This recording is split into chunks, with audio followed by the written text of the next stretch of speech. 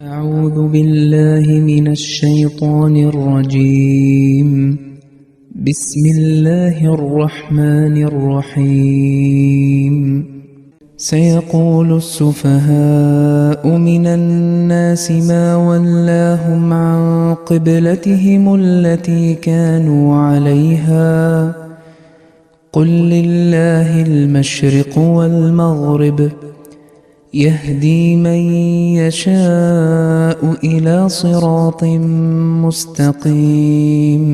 അസ്സലാമു അലൈക്കും വറഹ്മത്തുള്ളാഹി വബറകാതുഹു. സൂറത്തുൽ ബഖറയിലെ 143 വചനമാണ് ശ്രവിച്ചത്. ഈ ആയത്തിന്റെ അർത്ഥം ഇപ്രകാരമാണ്: അവർ ആദ്യം നിലനിന്നിരുന്ന അവരുടെ കിബിലയിൽ നിന്ന് അവരെ തെറ്റിച്ച് കളഞ്ഞത് എന്താണെന്ന് ജനങ്ങളിൽ നിന്നുള്ള ഭോഷന്മാർ ചോദിക്കും. പറയുക, കിഴക്കും പടിഞ്ഞാറും എല്ലാം അള്ളാഹുവിൻ്റെതാണ്.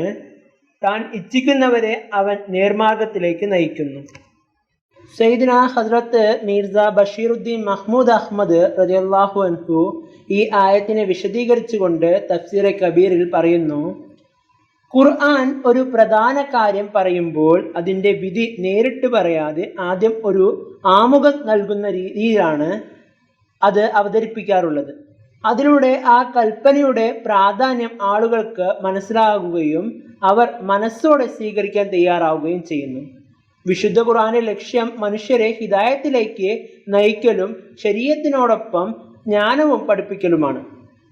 ഉദാഹരണത്തിന്, നോമ്പ് നിർബന്ധമാക്കുന്നതിന് മുമ്പ് മുൻകാല ജനതകൾക്കും നോമ്പ് ഉണ്ടായിരുന്നുവെന്നും അത് തഖ്വ വളർത്തിയെടുക്കുന്നതിനായിരുന്നുവെന്നും അറിയിച്ചു.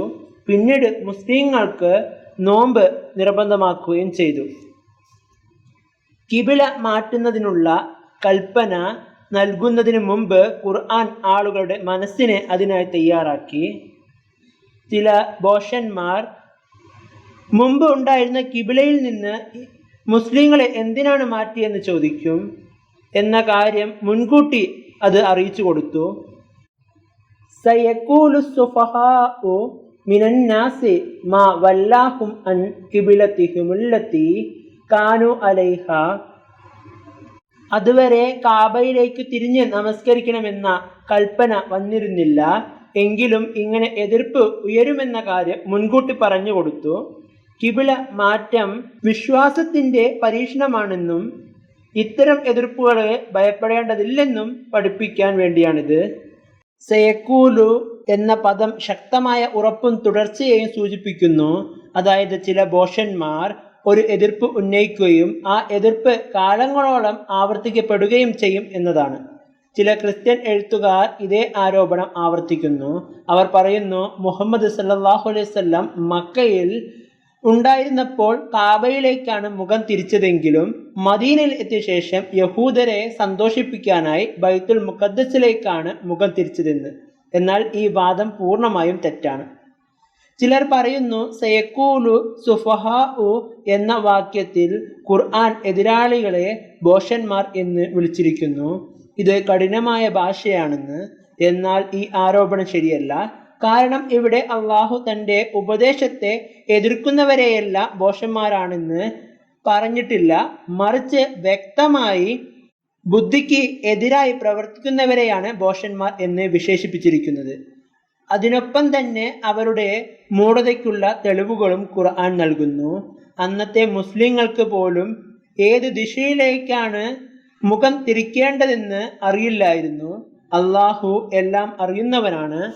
എതിർപ്പുകൾ ഉന്നയിക്കുമെന്ന് അറിയാമായിരുന്നു. അതിലൂടെ ദുർബല വിശ്വാസികൾ പരീക്ഷിക്കപ്പെടാൻ സാധ്യതയുണ്ടെന്നും അവന് അറിവുണ്ടായിരുന്നു. അതിനാൽ എതിർപ്പ് ഉന്നയിക്കുന്നതിന് മുമ്പും കിബില മാറ്റുന്ന കൽപ്പന വരുന്നത് മുമ്പ് തന്നെ എതിർപ്പുകൾക്ക് ഒരു മറുപടി നൽകിക്കൊണ്ട് പറഞ്ഞു, കുൽ ലില്ലാഹിൽ മശ്രിഖു വൽ മഗ്രിബു. പ്രധാനമായ കാര്യം അള്ളാഹുവിനെ ആരാധിക്കലാണ്. അള്ളാഹു ഒരു ദിശ നിർദ്ദേശിച്ചാൽ ആ ദിശയിലേക്കാണ് വിശ്വാസികൾ മുഖം തിരിക്കുക. കിഴക്കോ പടിഞ്ഞാറോ മുഖം തിരിക്കുന്നതിനല്ല, അള്ളാഹുവിൻ്റെ ഇച്ഛയെ പാലിക്കലാണ് മുഖ്യമായ കാര്യം. ദിശ നിർദ്ദേശിക്കുന്നത് അള്ളാഹു അവിടെ ഉള്ളതിനാലല്ല, മുസ്ലിം സമൂഹത്തിൽ ഐക്യം നിലനിർത്താനും വരികൾ ക്രമത്തിൽ വയ്ക്കാനും വേണ്ടിയാണ്. ദിശ നിർദ്ദേശിക്കാതിരുന്നാൽ ഓരോരുത്തരുടെയും മുഖം വ്യത്യസ്തമായിരിക്കും, ക്രമമില്ലാതാകും. അതുകൊണ്ട് ഒരു പ്രത്യേക ദിശ നിശ്ചയിച്ചത് ഐക്യം, ക്രമം, ഒരുമ എന്നിവ സൃഷ്ടിക്കാൻ വേണ്ടിയാണ്. ട്രെയിൻ, കപ്പൽ മുതലായവയിൽ കിബില അറിയാത്തപ്പോൾ ആഗ്രഹിക്കുന്ന ദിശയിൽ നമസ്കരിക്കാവുന്നതാണ്. ബൈത്തുല്ലാഹിനെ കാബ കിബിലയായി നിശ്ചയിച്ചതിന് ഒരു വലിയ കാരണം ഹദ്രത്ത് ഇബ്രാഹിം നബി അലൈഹിസ്സലാം നടത്തിയ ദുആയാണ്. മക്കയിൽ നിന്ന് ലോകത്തെ നയിക്കുന്ന ഒരു മഹത്തായ നബി വരണമെന്ന് അദ്ദേഹം പ്രാർത്ഥിച്ചിരുന്നു. കാബയിലേക്ക് മുഖം തിരിച്ച് നമസ്കരിക്കുമ്പോൾ ആ ദുആയും മുഹമ്മദ് നബി സല്ലല്ലാഹു അലൈഹി വസല്ലമയുടെ ദൗത്യവും വിശ്വാസികൾക്ക് ഓർമ്മ വരുന്നു. അതിലൂടെ അള്ളാഹുവിൻ്റെ സന്ദേശം ജനങ്ങളിൽ എത്തിക്കുക, അവരെ ശുദ്ധീകരിക്കുക എന്ന ഉത്തരവാദിത്തം അവർക്ക് ബോധ്യപ്പെടുന്നു. ലണ്ടൻ, ന്യൂയോർക്ക്, പാരീസ് പോലുള്ള സ്ഥലങ്ങളിലേക്ക് മുഖം തിരിക്കുന്നത് ഈ ആത്മീയ ബോധം ഉണ്ടാക്കില്ല. അള്ളാഹു എല്ലായിടത്തുമുണ്ട്. കാബയെ കിബിലയാക്കിയതിൻ്റെ കാരണം അള്ളാഹു അവിടെയാണെന്നതല്ല, മനുഷ്യരെ അള്ളാഹുവിലേക്ക് കൂടുതൽ ശ്രദ്ധയോടെ ബന്ധിപ്പിക്കുന്ന ശക്തമായ ആത്മീയ പ്രചോദനം അവിടെ ഉള്ളതിനാലാണ്. ലില്ലാഹി മശ്രിഖു വൽ മഗ്രിബ്, കിഴക്കും പടിഞ്ഞാറും എല്ലാം അള്ളാഹുവിൻ്റെതാണ് എന്ന വാക്യത്തെ കുറിച്ച് ചിലർ എതിർപ്പ് ഉന്നയിക്കാറുള്ളത് സൂറത്തുൽ ബഖറയുടെ 14-ാം റുക്കൂവിൽ ഇതേ വാക്കുകൾ ഉപയോഗിച്ചപ്പോൾ നിങ്ങൾക്ക് ഇഷ്ടമുള്ള ദിശയിലേക്ക് മുഖം തിരിക്കാം എന്ന അർത്ഥം നൽകിയിരുന്നു.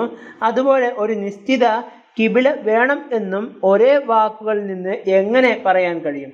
ഖുർആൻ ഒരിടത്തും കിബിലയെ റദ്ദാക്കിയതുമില്ല, മറ്റൊരിടത്ത് സ്ഥാപിച്ചതുമില്ല. പറയുന്നത് ഒരേയൊരു കാര്യമാണ്. പ്രധാനമാകുന്നത് ദിശയല്ല, അള്ളാഹുവിനോടുള്ള അനുസരണമാണ്. അള്ളാഹു ഏത് ദിശ നിർദ്ദേശിച്ചാലും അതനുസരിക്കുകയാണ് വിശ്വാസിയുടെ കടമ. കിബില നിശ്ചയിച്ചത് അള്ളാഹു അവിടെ ഉള്ളതിനാൽ അല്ല, അതിലൂടെ വ്യക്തമാകുന്നത് ഐക്യം, ക്രമീകരണം, നിരകളുടെ ശരിയായ ക്രമം എന്നിവ ഉണ്ടാക്കാനാണ്. യാത്രയിൽ കിബില അറിയാത്ത പക്ഷം, അല്ലെങ്കിൽ കിബില അറിയാമെങ്കിലും നമസ്കാരം ആരംഭിച്ചതിന് ശേഷം ട്രെയിൻ, വിമാനമോ മറ്റ് വാഹനങ്ങളോ ദിശ മാറിയാൽ നമസ്കാരത്തിന് കുറവൊന്നും സംഭവിക്കുകയില്ല. യഹ്ദി മൻ യശാഉ ഇലാ സിറാത്തിൻ മുസ്തഖീം, താൻ ഇച്ഛിക്കുന്നവരെ അവൻ നേർമാർഗത്തിൽ നയിക്കുന്നു.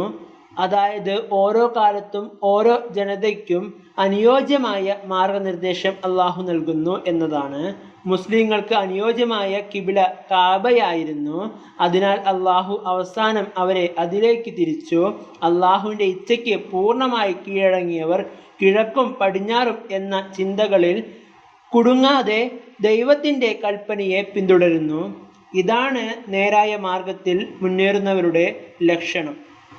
ജസാക്കുമുല്ലാ. വാഹിർ ദഅവാന അനിൽ ഹംദുലില്ലാഹി റബ്ബിൽ ആലമീൻ.